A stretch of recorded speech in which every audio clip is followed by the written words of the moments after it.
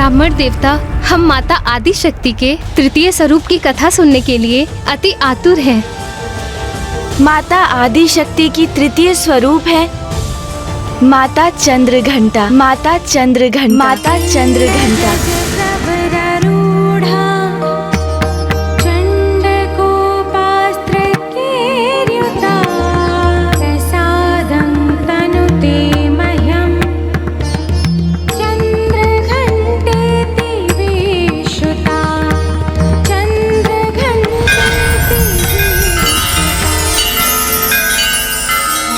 नवरात्रि के तृतीय दिवस अर्थात आज के दिवस माता चंद्रघंटा की पूजा होती है। और आज के दिवस साधक का मन मणिपूरक चक्र अर्थात तृतीय चक्र में स्थित होता है। चंद्रघंटा, कितना अनोखा नाम है माता के इस स्वरूप का। महाराज, माता चंद्रघंटा का ललाट अर्धचंद्र के टीके से सुशोभित है, इसलिए इन्हें चंद्रघंटा कहा जाता है। इनका अति सुंदर स्वर्णिम वर्ण है और इनके अनेक हाथ भांति भांति के अस्त्र शस्त्र से सुसज्जित हैं।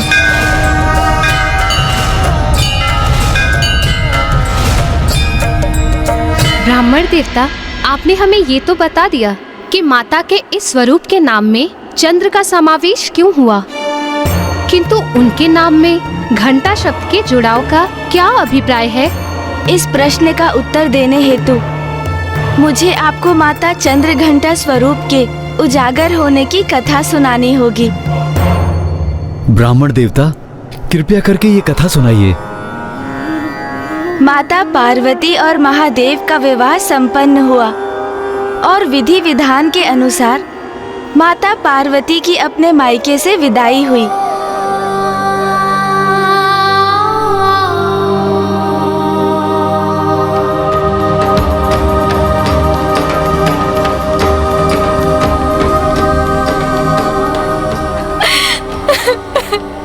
स्त्री के जीवन का सर्वाधिक महत्वपूर्ण एवं अत्यंत अद्भुत परिवर्तन होता है ये, जब एक कन्या विवाहिता रूप में प्रथम बार अपने मायके से ससुराल जाती है।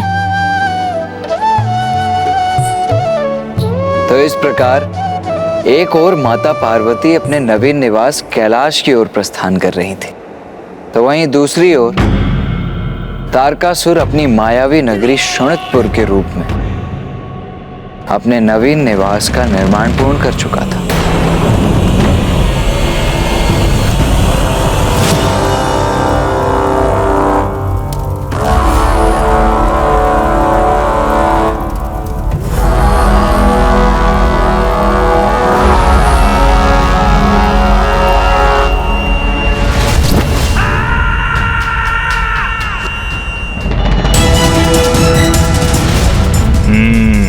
उचित है, श्रेष्ठतम है मेरा ये मायावी नगर और मेरा ये भवन, जिसकी माया किसी को भी भ्रमित कर सकती है।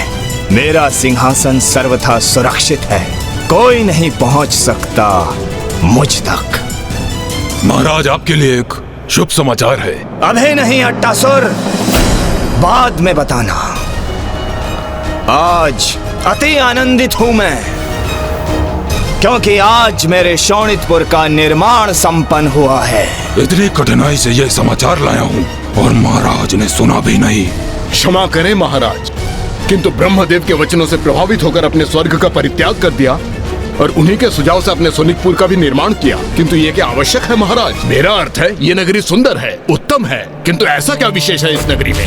कदाचित तुम्हारा विचार उचित है रात्रिसुर, किंतु अब मेरे शोणितपुर का निर्माण हो चुका है, तो फिर अब इस प्रश्न को उठाने का कोई स्थान नहीं। तो क्यों ना हम इसका आनंद उठाएं? कितना मूर्ख है असुरराज तारकासुर, स्वर्ग त्याग दिया इस व्यर्थ के छद्म भवन के लिए।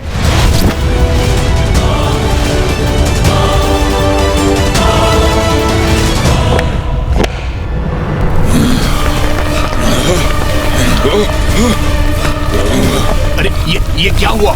ये कैसी ध्वनि है और ये भूकंप कैसा?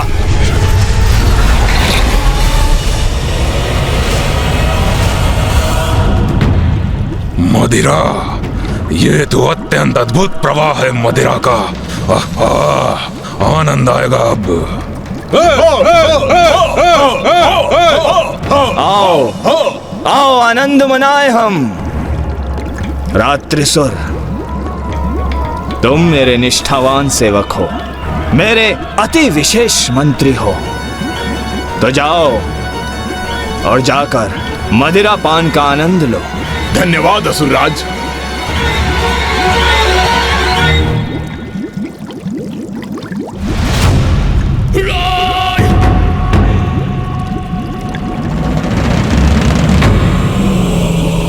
एक और तारकासुर अपने नवीन निवास शोणितपुर के निर्माण की प्रसन्नता में डूबा था, तो वहीं दूसरी ओर माता पार्वती महादेव के संग उनके निवास कैलाश पहुंची, जहां अब उनके समक्ष चकित कर देने वाला दृश्य था। देवी पार्वती, अपने दाहिने पांव से कलश को झुकाकर अपने नवीन आवास में प्रवेश कीजिए।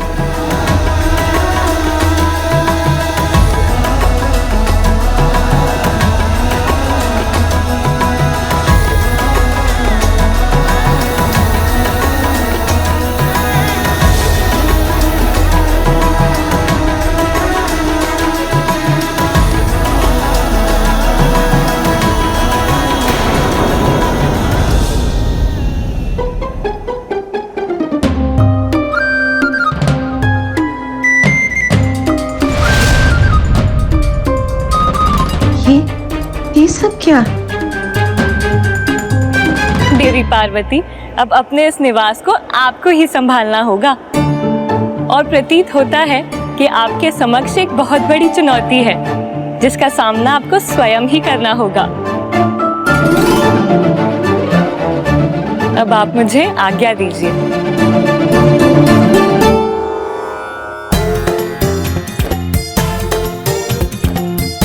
माते, माते।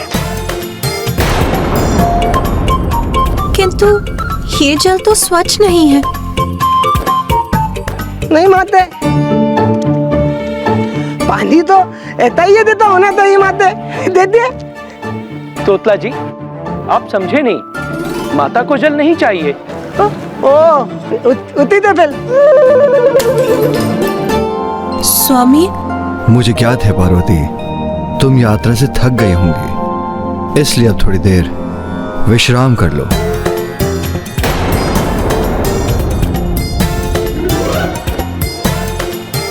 विश्राम करो? किंतु कहाँ?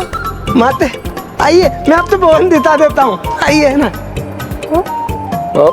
माता, तोतला जी का आशय है कि वो आपको संपूर्ण भवन दिखाना चाहते हैं। आइए। अब देखने को और शेष रह क्या गया है? देख क्या रहे हो रात्रिसुर, पियो उसे।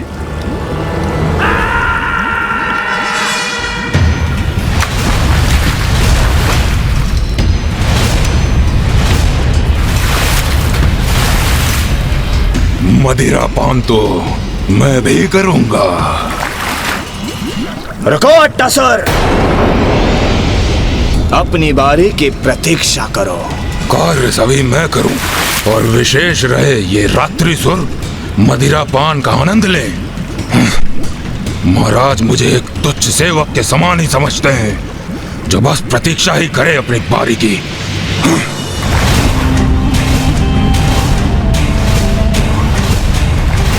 ये क्या, मदिरा में मेरी छवि? जल में प्रतिबिंब देखा सुना था, किंतु मदिरा में प्रतिबिंब प्रथम बार देखा है।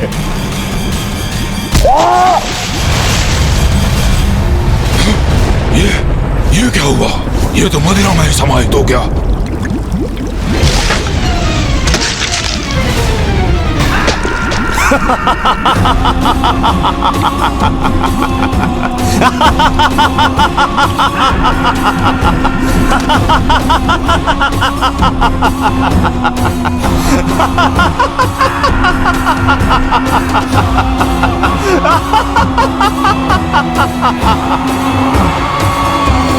अपने मन में मुझे मूर्ख कह रहा था वो, मुझे, किंतु अब उसे ज्ञात हो गया होगा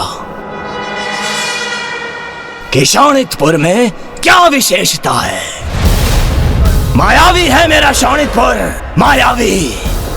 एक ऐसा मकड़ जाल जिसमें एक बार जो कोई फंसा तो फिर एक कीट पतंग के समान उसमें फड़फड़ाता रहेगा, किंतु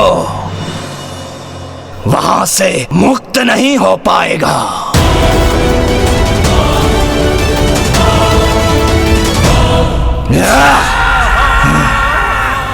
अट्टासुर, क्या समाचार देने वाले थे तुम मुझे? महाराज, यही ना कि महादेव और देवी पार्वती का विवाह संपन्न हो चुका है और वो कैलाश पर्वत की ओर प्रस्थान भी कर चुके हैं, किंतु मात्र कैलाश जाने से क्या होगा? अरे पुत्र तो प्राप्त नहीं हुआ है ना, और वो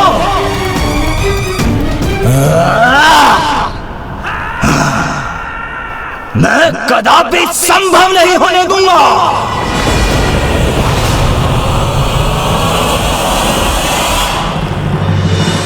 तो क्या तारकासुर के पास महादेव और माता पार्वती के विवाह का समाचार पूर्व से ही था?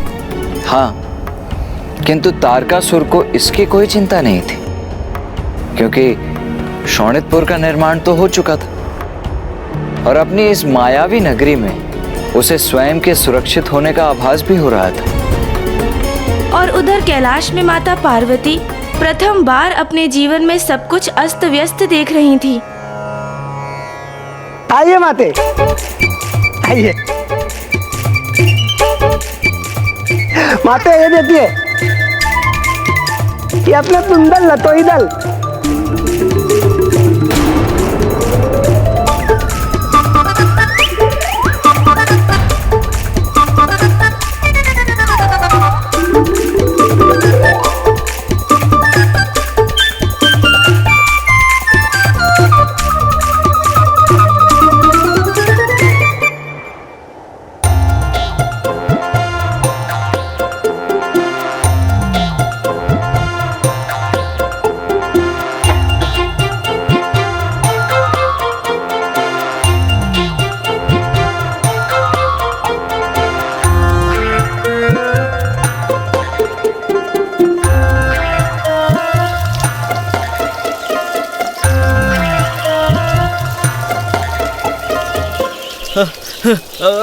माता, आपके लिए मैं फल लाऊं? देता दादा माते।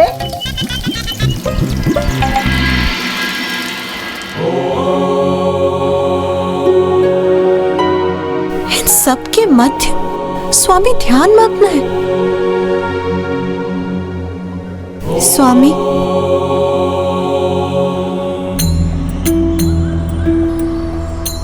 क्या हुआ उमा?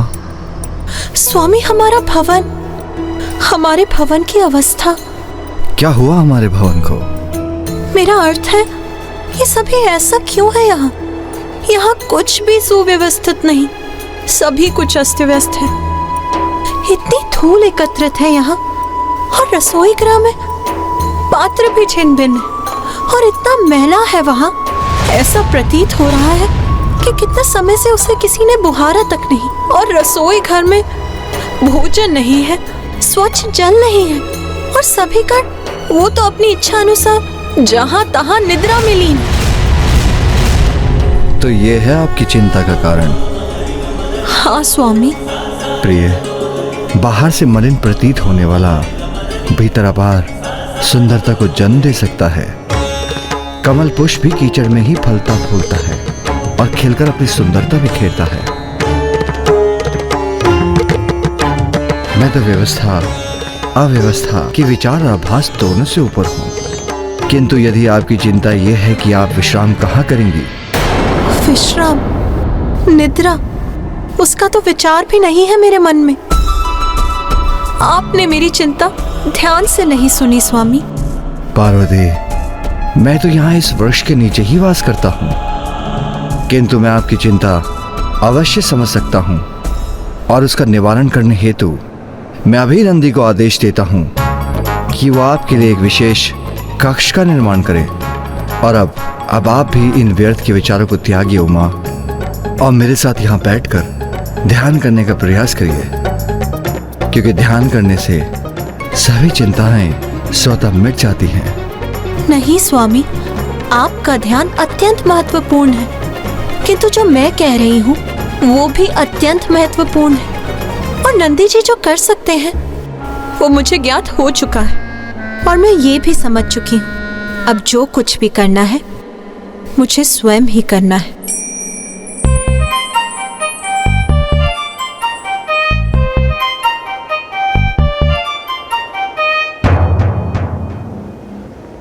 आप ध्यान कीजिए स्वामी, और मुझे यहाँ की अवस्था पर ध्यान देने दीजिए। यहाँ अब सब कुछ मुझे ही उचित करना होगा।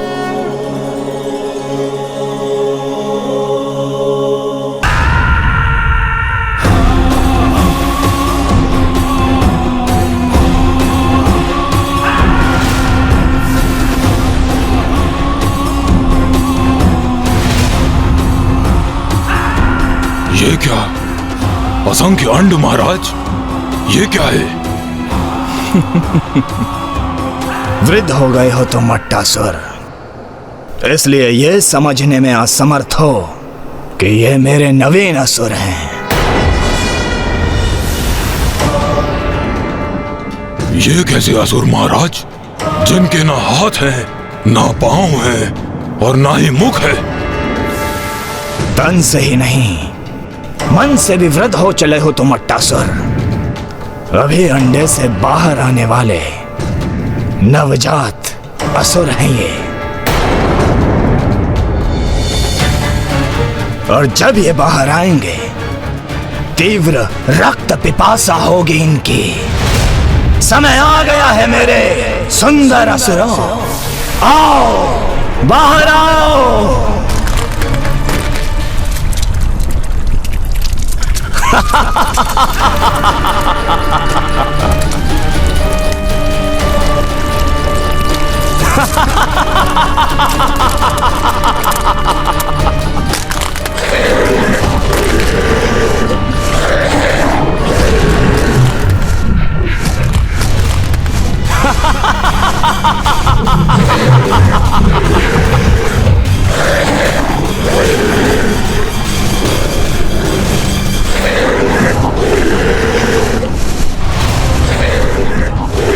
देखो, मेरे नवीन स्वामी भक्त असुर हैं ये। जाओ, पूर्ण करो अपने जीवन का उद्देश्य। आक्रमण करो कैलाश पर्वत पर, अंत करो देवी पार्वती का। देवी पार्वती का।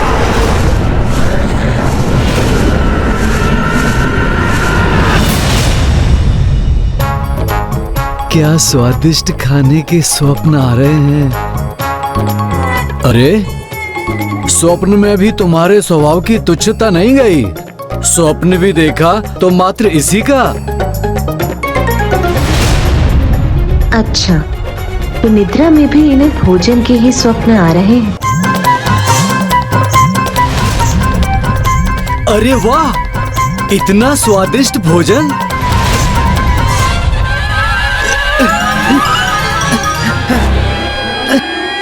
रुक जाओ, कोई आगे नहीं बढ़ेगा, कोई इस भोजन को स्पर्श नहीं करेगा।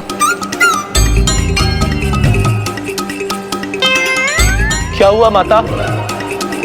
सब कुशल तो है ना?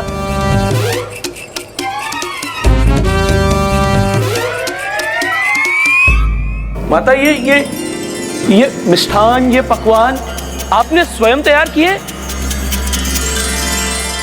माता, सत्य कहूं तो आज के पूर्व इस रसोई गृह में ऐसा कभी भी कुछ नहीं पका, और ये तो अत्यंत सुंदर प्रतीत हो रहा है। माता, हमें बहुत भूख लगती है, ते हम ये भोजन ताले? हाँ हाँ, अवश्य करो। रुको, किंतु सर्वप्रथम स्नान करो,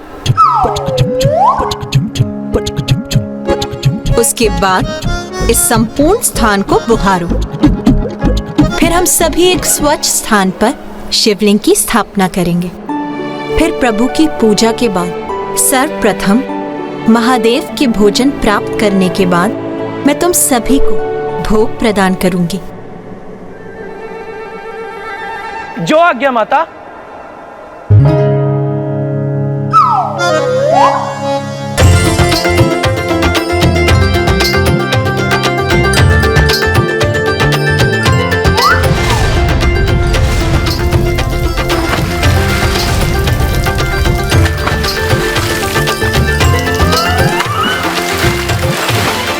यदि मैंने इन गणों को अपना कार्य संपन्न करने की प्रतीक्षा की तो कदाचित मुझे अनंत काल तक ही प्रतीक्षा करनी होगी।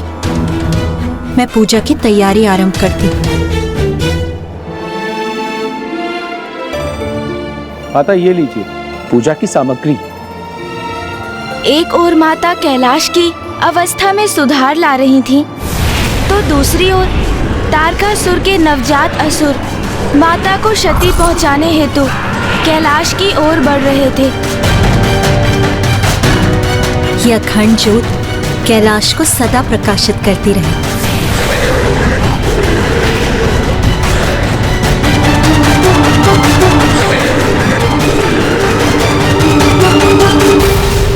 तो क्या तारकासुर के वे नवजात असुर माता को क्षति पहुंचाने में सफल हो गए थे ब्राह्मण देवता?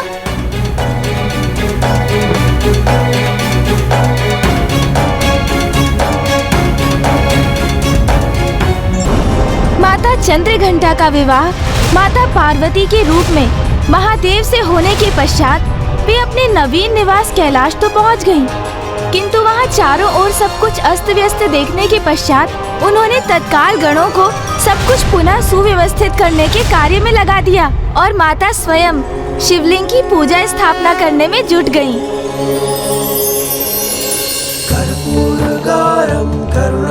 माता संसार सारम भुजगेंद्रहारम सदा वसंतम हृदयारविंदे भवं भवानि। माता ये लीजिए पूजा की सामग्री।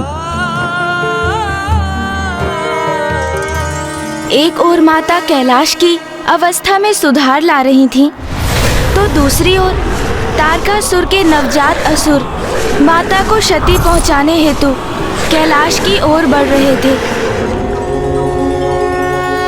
ओम नमः शिवाय, ओम नमः शिवाय। यह अखंड ज्योत कैलाश को सदा प्रकाशित करती रहे और मेरे निवास से अंधकार और बुरी शक्तियों को सदा दूर रखे।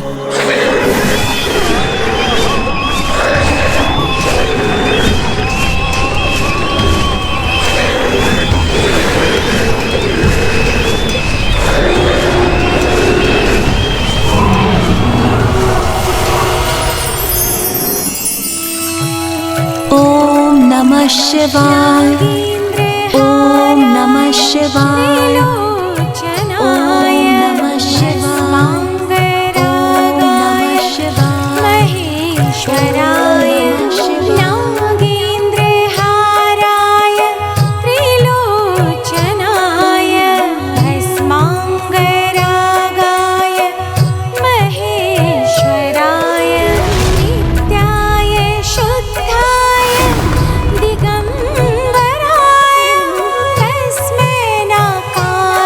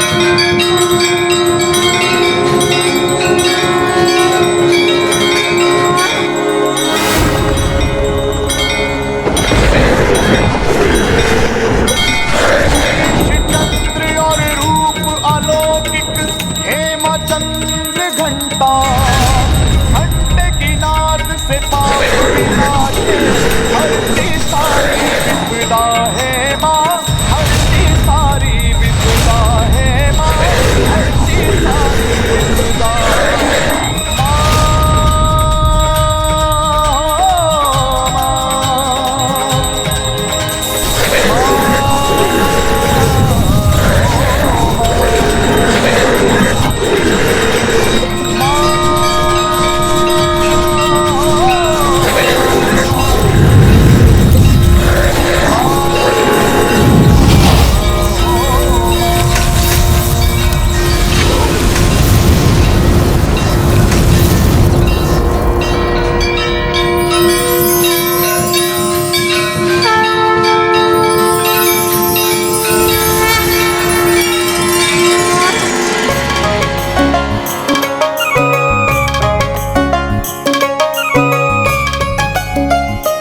जिस भी गृह में सद्गृहिणी प्रातः और सायंकाल नियमित रूप से घंटा बजाकर ध्वनि उत्पन्न करती है, उस गृह से सभी प्रकार की बुरी शक्तियां दूर रहती हैं। यही माता ने भी किया। उन्होंने फिर घंटे की ध्वनि से कैलाश में अब तक व्याप्त समस्त नकारात्मक ऊर्जाओं को दूर किया और इसलिए माता के तृतीय स्वरूप का नाम है माता चंद्र घंटा। माता चंद्र घंटा नारी की उपस्थिति की महत्व की प्रतीक है, जिससे भवन मात्र भवन न रहकर गृह बनता है। और माता के कैलाश आने के पूर्व महादेव एक तपस्वी का जीवन व्यतीत कर रहे थे। माता ने ही उन्हें वन गृहस्थ आश्रम की ओर अग्रसर किया, जिसके अनुरूप उनके निवास और उनके जीवन को व्यवस्थित किया और कैलाश को अखंड ज्योति से प्रकाशित किया। इतनी तपस्या के उपरांत माता को महादेव का साथ प्राप्त हुआ था, किंतु वास्तव में तो उनके तप का सुफल तो माता के रूप में महादेव को ही प्राप्त हुआ था। अब माता के जीवन का तृतीय चरण आरंभ हो चुका था। माता का ये रूप परम शांतिदायक और कल्याणकारी है।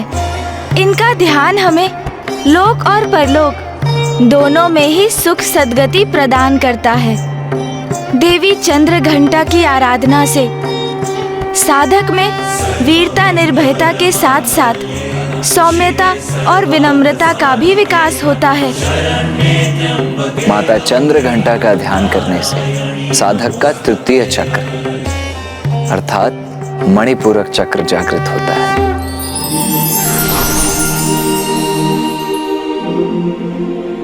तृतीय चक्र अर्थात मणिपूरक चक्र हमारे विवेक को जागृत कर उसके चरम पर ले जाता है हमें। और जब हमारी कुंडलिनी के इस चक्र में ऊर्जा का प्रवाह होता है, तो हम अपने पूर्व के निर्णय के उचित और अनुचित पर पुनः विचार करने पर विवश हो जाते हैं। महाराज, माता, अब आप भी माता का ध्यान कीजिए।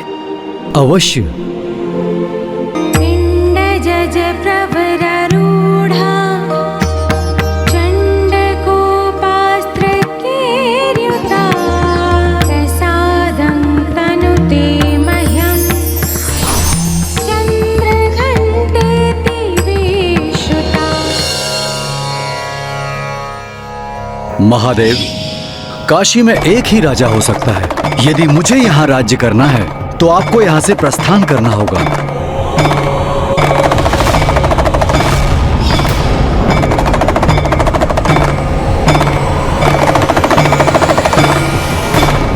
क्या हुआ महाराज, आप कुशल तो हैं?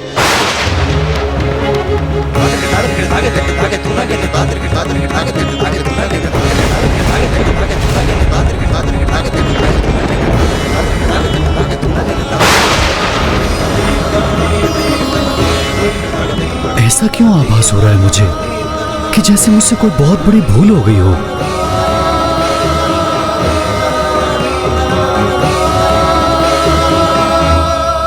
अब हम माता की आरती करेंगे।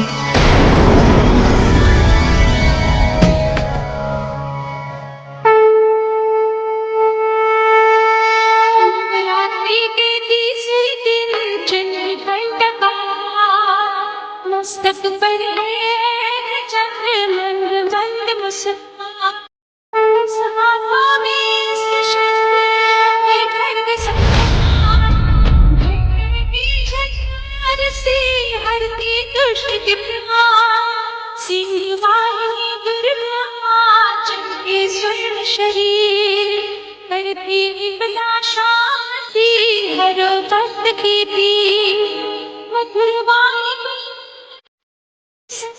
देती जितने देवी देवता सभी करे सम्मान बनी शब्द सुभाव से सिद्धा धरती अब सागर में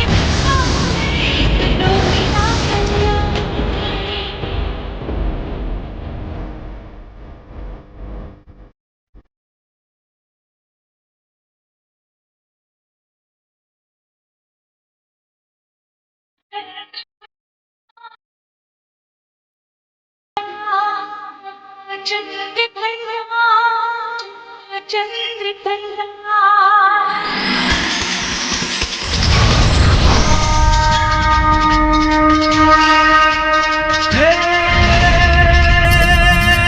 शीश चंद्र और रूप अलौकिक है माँ चंद्र घंटा घंटे की नाद से पाप विनाश हरती सारी विपदा है माँ हरती सारी विपदा है माँ हरती सारी विपदा।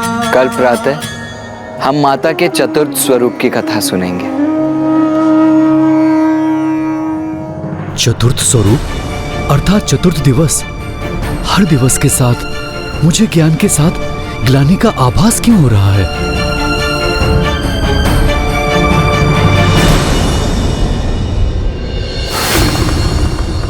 रामदेव, ये मेरी कल्पना मात्र है अथवा महाराज देवदास के मन में कोई संशय उत्पन्न हुआ जिसके कारण वो तनाव में आ गए? नहीं देवराजेंद्र, ये मात्र आपकी कल्पना नहीं है। जैसे जैसे महाराज दिव्यदास के चक्र जागृत हो रहे हैं और वो देवी पार्वती और महादेव के भिन्न भिन्न कथाओं का श्रवण कर रहे हैं, उनके भीतर जागरूकता का प्रवाह हो रहा है। ये जितना शीघ्र हो उतना ही उचित है। मुझे तो मात्र यही आशा है कि जब तक उन्हें सत्य का अपने कृत्य के परिणाम का पूर्ण बोध हो, सृष्टि के लिए अधिक विलंब ना हो चुका हो।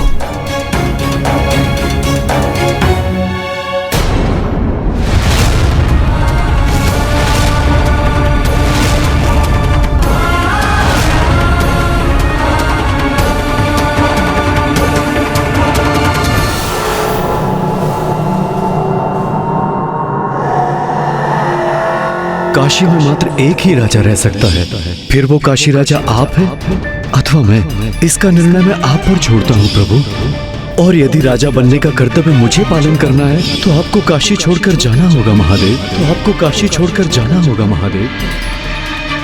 नाथ,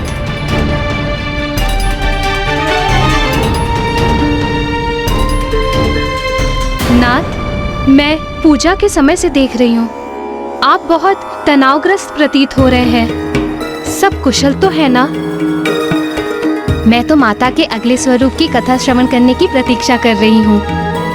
आपको तो ज्ञात ही है, इतने अनेक प्रकार से मैं भी माता की यात्रा में स्वयं की यात्रा ही देख रही हूँ।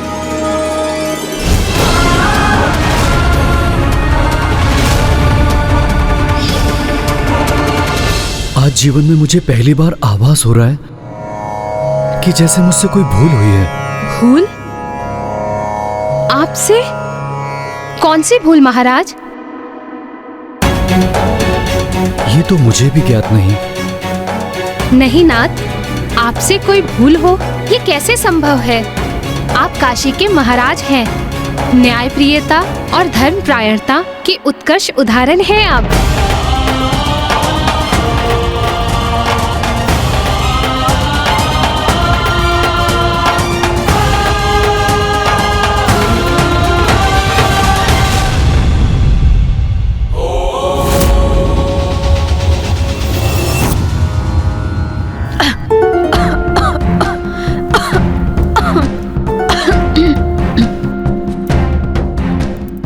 माता आदिशक्ति, मुझे शक्ति दीजिए कि मैं यहाँ बंदी रहने की अपार पीड़ा सह सकूं। मुझसे रहे ब्रह्मदेव एवं देवगण को तो और भी अधिक कष्ट होता होगा। मुझे इतना बल दीजिए माता कि आपके आशीर्वाद से यहाँ से मुक्त होने तक मैं यहाँ स्थिरता से रह सकूं। वाह वाह!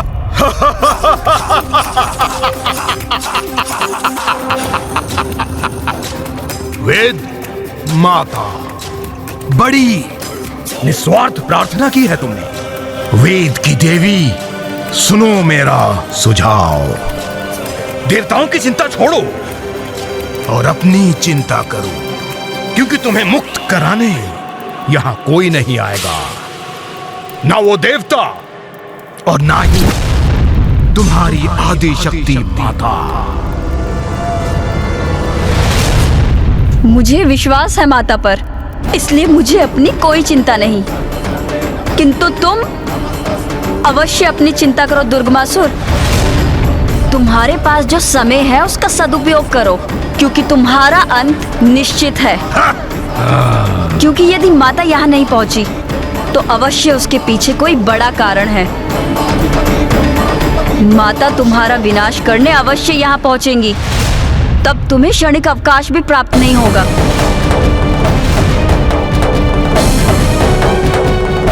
आदिशक्ति नमो नमः। रक्षा कीजिए माता। बड़ा दम है ना इन्हें अपनी माता की शक्ति का। तो मैं भी देखता हूँ कब यहाँ पहुँचती है और क्या करती है। प्रथम पूज्य गणेश जी और देव सेनापति कुमार कार्तिक नवरात्रि की चतुर्थी की पूजा आरंभ करने ही वाले हैं। हमें भी तैयारियां प्रारंभ करनी चाहिए। ब्रह्मदेव, नारायण, वेद माता के बिना हम देवता निरंतर अशक्त और लाचार होते जा रहे हैं। और गणेश जी और कुमार कार्तिकेय माता की कथा सुना रहे हैं। प्रभु, अभी तो नवरात्रि का चतुर्थ दिवस ही है, किंतु हमें अब अपनी समस्या के निदान हेतु और प्रतीक्षा करना कठिन हो रहा है। देवगण, आपका कष्ट भली भांति ज्ञात है हमें, किंतु आप तनिक वेद माता की वेदना की कल्पना कीजिए, जो दुर्गमासुर की बंदी है। देवी आदिशक्ति की पीड़ा का विचार कीजिए, जो काशी में अकेले रहकर महादेव से विलग होने की पीड़ा सह रही है। और स्वयं महादेव को देखिए, जो इतने व्यग्र, जो उनके वश में है, वो सभी कर रहे हैं गणेश और कुमार कार्तिकेय। उनकी शक्ति माता की भक्ति है। आप भी माता में अपना विश्वास स्थिर रखिए और पूर्ण भक्ति भाव से नवरात्रि पूजन संपन्न कीजिए और विश्वास रखिए, भक्त की भक्ति कभी असफल नहीं होती। मुझे क्षमा कर दीजिए ब्रह्मदेव। नारायण, मैं हताश और निराश हो रहा था, इसलिए क्षण भर के लिए अपना धैर्य खो बैठा।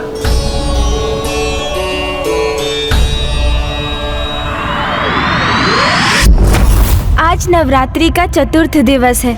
माता कुष्मांडा माता की चतुर्थ स्वरूप हैं, जिनकी पूजा हम आज करेंगे। ब्रह्मांड का जन्म माता कुष्मांडा की मंद मुस्कान से ही हुआ था। माता की मंद मुस्कान से? हाँ माता, ये उस समय की बात है जब चहुं दिशाओं में मात्र अंधकार ही व्याप्त था।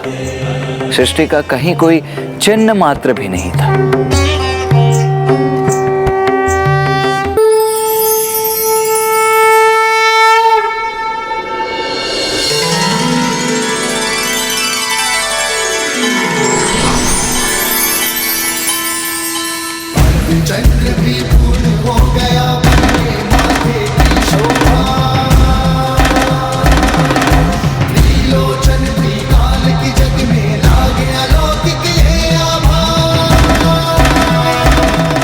स्वामी,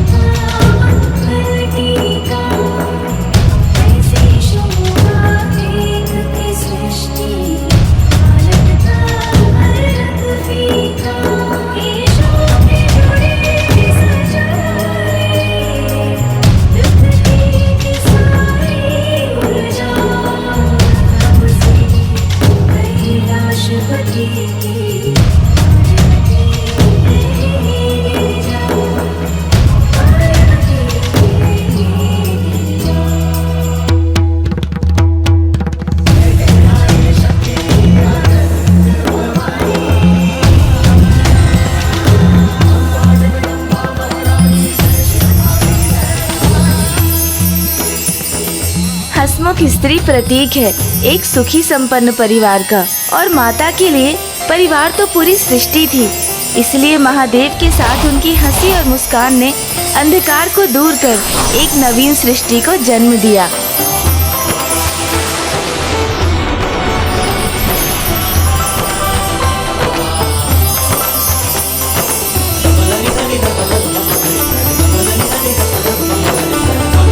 अद्भुत।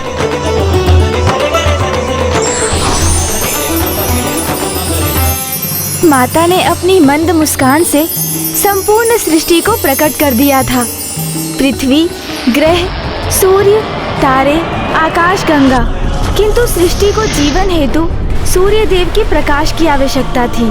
तो माता ने स्वयं को सूर्य के मध्य स्थित किया और उनकी जीवनदायिनी ऊर्जा और प्रकाश की स्रोत बनी।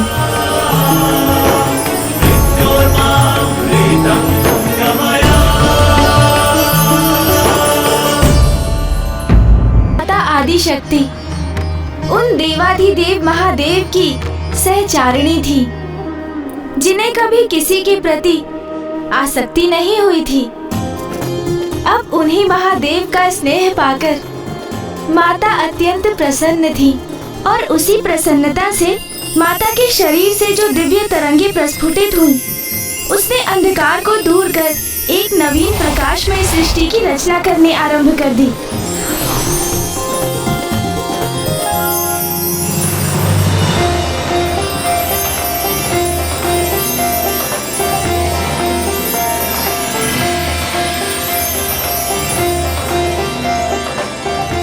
समस्त गण, गंधर्व, देवता आदि का सम्मान पाकर माता की प्रसन्नता सरल हास्य के रूप में फूट पड़ती थी। माता के उसी आनंद ने अनेकों सुंदर रंगों में रंग दिया था कैलाश को।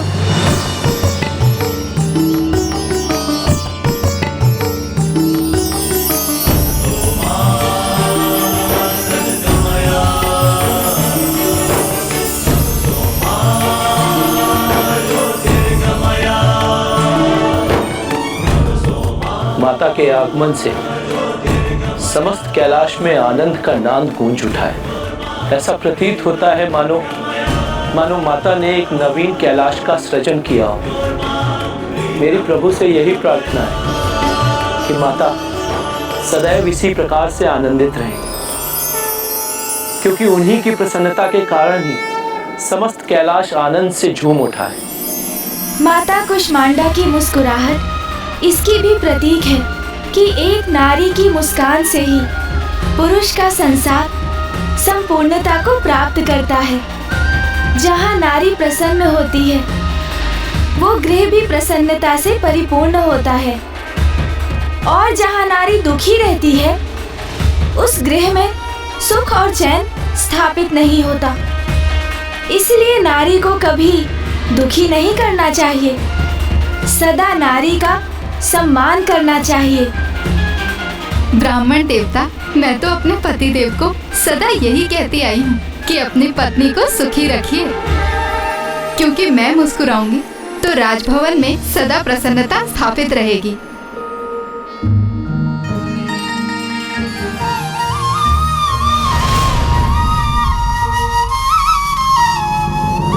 ये कैसी विचित्र विडंबना है कि जिनकी मुस्कुराहट से सृष्टि उजागर हुई, आज उन्हीं माता आदिशक्ति की मुस्कान उनसे छिन चुकी है, और ये सब महाराज देवोदास के कारण हुआ है।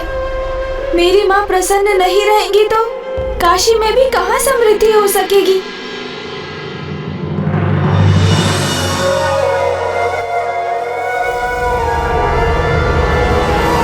और ये भी कहा जाता है कि जहाँ नारी की पूजा होती है, देवता भी वहीं वास करते हैं। और सत्य तो ये भी है कि नारी ही संसार की शक्ति है। सूर्य ब्रह्मांड की आत्मा है और सूर्य की शक्ति है माता कुष्मांडा।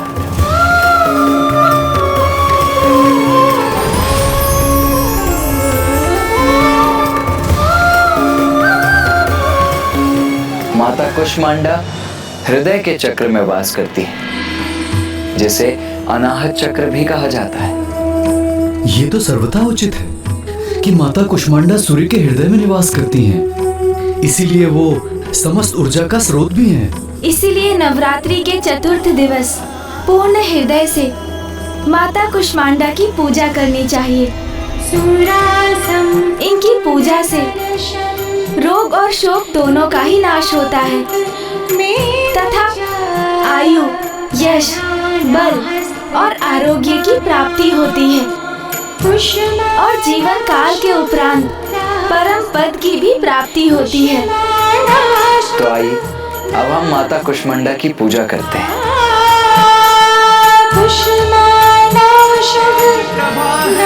हे माता कुष्मांडा, इस ब्रह्मांड की रचना तुझसे सूर्य की उष्मा है माँ, तुझसे सूर्य की उष्मा है माँ, तुझसे सूर्य की उष्मा। यदि मुझे यहाँ राज्य करना है तो आपको यहाँ से प्रस्थान करना होगा।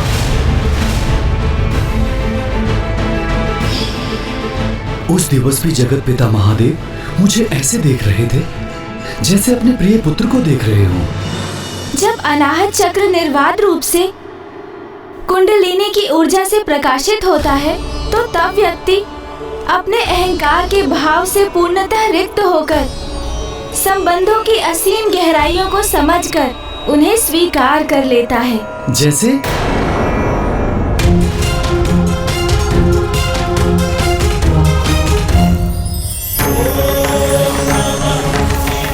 महादेव केवल ईश्वर ही नहीं, जगत पिता है। वो अहंकार से सर्वथा परे हैं। सभी चराचर जीव उनकी संतानें हैं। यदि उनकी संतान महादेव से कुछ मांग ले तो स्वयं अपार कष्ट सहकर भी वो अपनी संतान को कभी निराश नहीं करते। महादेव, महादेव। प्रतीत होता है कि अनाहत चक्र के प्रकाशित होने से आपको भी इस सत्य का स्वतः आभास हो ही गया कि वो महादेव ही तो है, जगत पिता।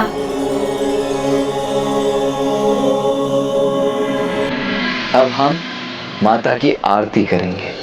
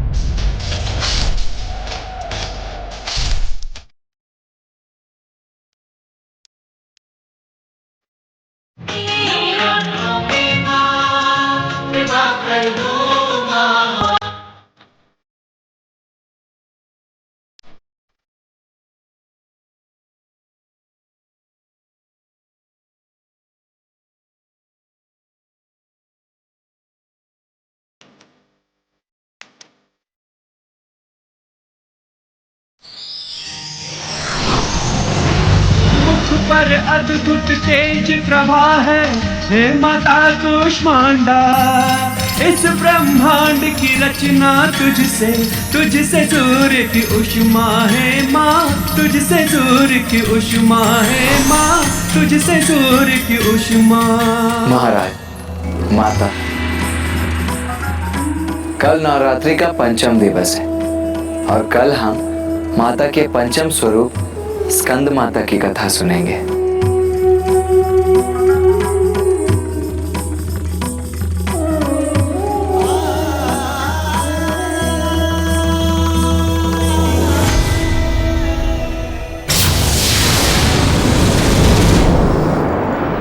माता, जब प्रत्येक दिवस मैं और भैया महाराज देवोदास और माता सरला को आपकी कथा सुनाते हैं तो हमें इसका एक गहरा आभास भी होता है कि पिताश्री को प्राप्त करने के लिए आपने कितने कष्ट सहे हैं और हम आपकी भक्ति में पूर्ण रूप से डूब जाते हैं। पुत्र, वो कष्ट कहाँ जो मेरे लिए आशीर्वाद बने।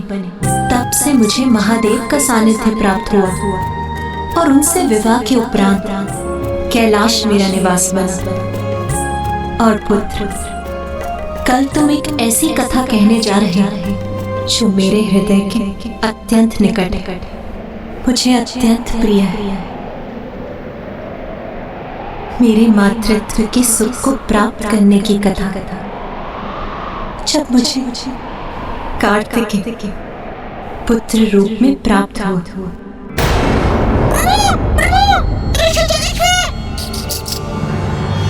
क्या हुआ मूषक जी? क्या हुआ है ऋषिवर को?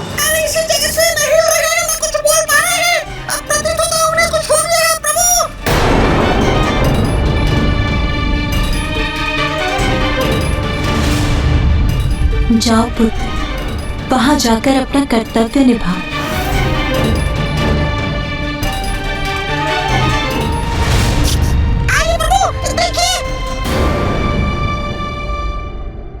भैया, ऋषिवर के अभी प्राण शेष है, किंतु ये अस्वस्थ प्रतीत हो रहे हैं। हमें शीघ्र ही धन्वंतरी जी का आवाहन करना चाहिए। उचित है गणेश।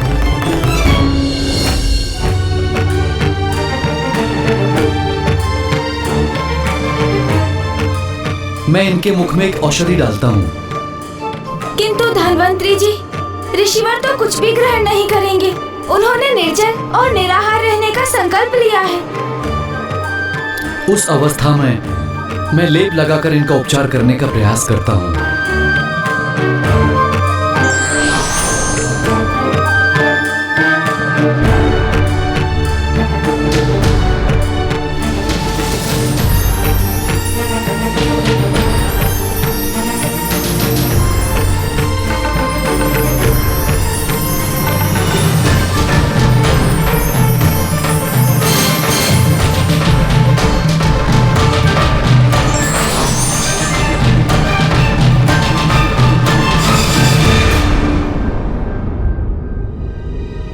गणेश जी, कुमार कार्तिकेय जी, मैंने इन्हें लेप तो लगा दिया है, किंतु इनकी अवस्था अत्यंत गंभीर है। बस किसी प्रकार ये जीवित वर हैं। पिताश्री के दर्शन करने के लिए ही ऋषिवर के प्राण रुके हुए हैं। यदि पिताश्री ऋषि जगेश्वरी की देहावसान से पूर्व काशी नहीं लौटे तो हम पर ब्रह्म हत्या का दोष लग जाएगा।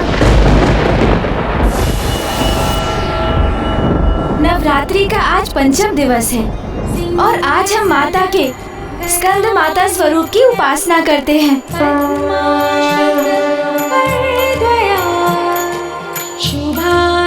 इस स्वरूप में माता पार्वती की गोद में भैया कार्तिकेय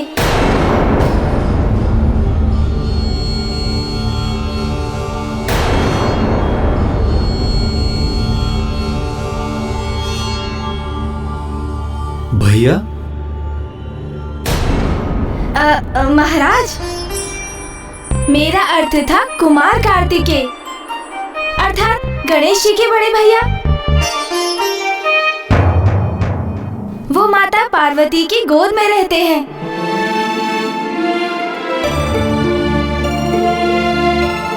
अर्थात माता को इस स्वरूप में मातृत्व सुख प्राप्त हुआ। माता बनने का सुख अवश्य प्राप्त किया उन्होंने, किंतु साधारण नारियों की भांति नहीं।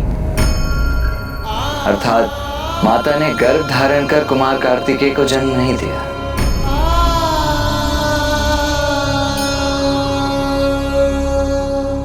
किंतु ये भी तो माँ की ही लीला थी। एक और माता पार्वती और महादेव का विवाह संपन्न हो चुका था और अब माता अत्यंत प्रसन्नता से गृहस्थीन का जीवन व्यतीत कर रही थी। उन्हें सभी सुख प्राप्त थे, किंतु संतान प्राप्ति की कामना तो अभी भी थी उन्हें। स्वामी, माता की पूर्णता तो संतान से होती है। मुझे संतान का वरदान दे स्वामी। तथास्तु। और देवताओं को तो इसी क्षण की प्रतीक्षा थी। और अब अंततः उनकी प्रतीक्षा समाप्त होने वाली थी। महादेव और माता पार्वती का वो पुत्र जन्म लेने वाला था जो तारकासुर का अंत करने वाला था। और ऐसा ही होता, किंतु क्या ब्राह्मण देवता? देवताओं ने इसमें एक और अवस्था जोड़ दी। महादेव ने माता पार्वती को संतान प्राप्ति का वरदान दे ही दिया। शीघ्र ही वो एक पुत्र को जन्म देंगी। इसी शुभ घड़ी की प्रतीक्षा तो हम सभी इतने वर्षों से कर रहे थे, क्योंकि अब अंततः उस तारकासुर के आतंक का अंत होने ही वाला है। इंद्रदेव, सूर्यदेव, तारकासुर का अंत तो हो जाएगा, किंतु एक नवीन समस्या का भी जन्म होगा जिस पर अभी तक आपका ध्यान नहीं गया।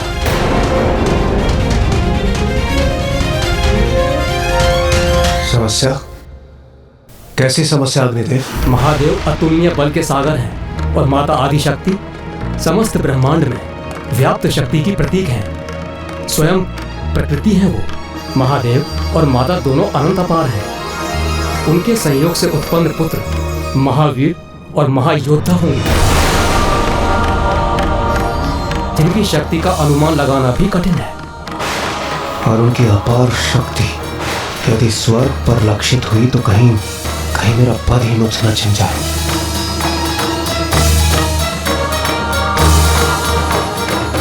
इस समस्या का हमें कोई ना कोई उचित समाधान ढूंढना ही होगा। तारकासुर का वध करने हेतु हमने स्वयं के लिए एक महासंकट को आमंत्रित कर लिया है।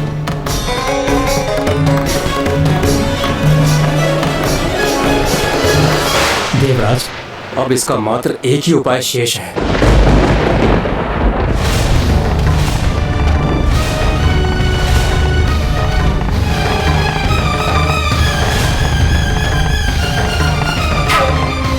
महादेव, तारकासुर के आतंक से हमारी रक्षा कीजिए प्रभु।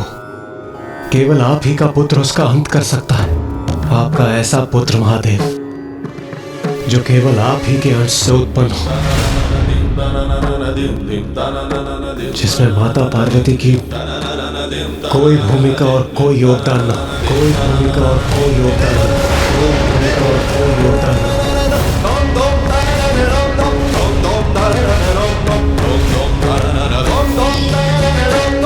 स्वामी, माता की पूर्णता तो संतान से होती है। मुझे संतान का वरदान दे स्वामी। तथास्तु, तथास्तु। महादेव, हम पर कृपा कर हमें ये वचन दीजिए कि आपके और माता पार्वती के सहयोग से अभी कोई पुत्र जन्म नहीं लेगा। माता की पूर्णता संतान से होती है। मुझे संतान का वरदान दे स्वामी।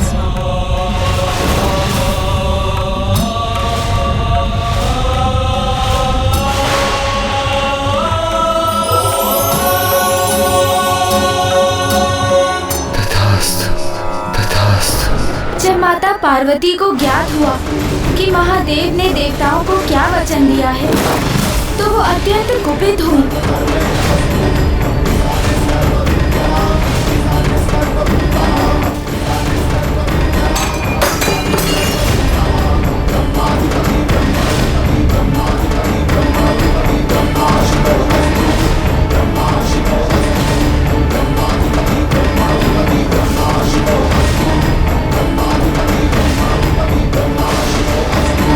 देवताओं ने महादेव से ऐसा अनुचित वरदान मांगने का दुस्साहस भी कैसे किया। मैं उन्हें श्राप देती हूँ। आज के बाद देवता भी अपने पत्नियों के योगदान से अपनी संतान की उत्पत्ति के सुख से वंचित रहेंगे।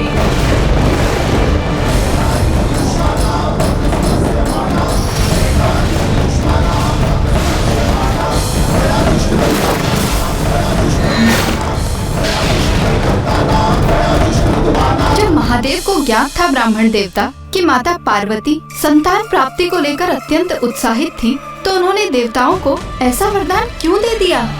शिवलीला, शिवलीला, शिवलीला।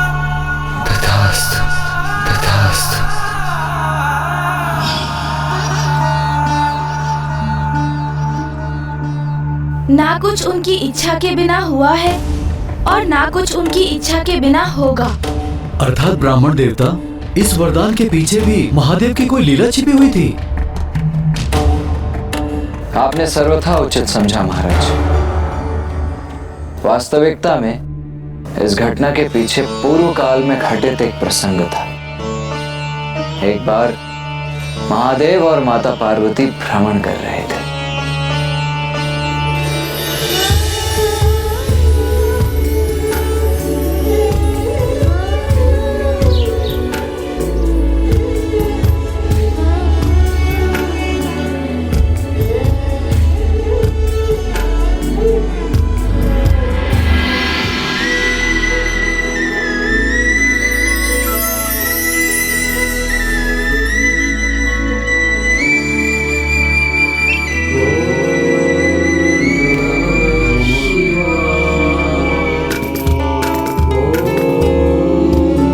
स्वामी, इस सघन वन में कौन आपकी प्रार्थना कर रहा है? संगदिक ऋषि। अच्छा, तो अब समझी मैं। मेरे साथ भ्रमण पर निकलना तो मात्र एक बहाना था। वास्तविकता में तो आपको आपके भक्तों से भेंट करने की इच्छा यहाँ खींच लाई।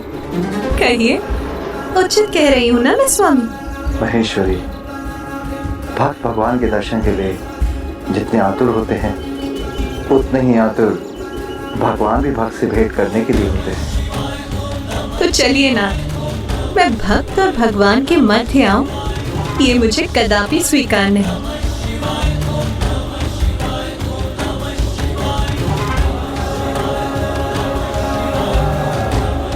ओम नमः शिवाय।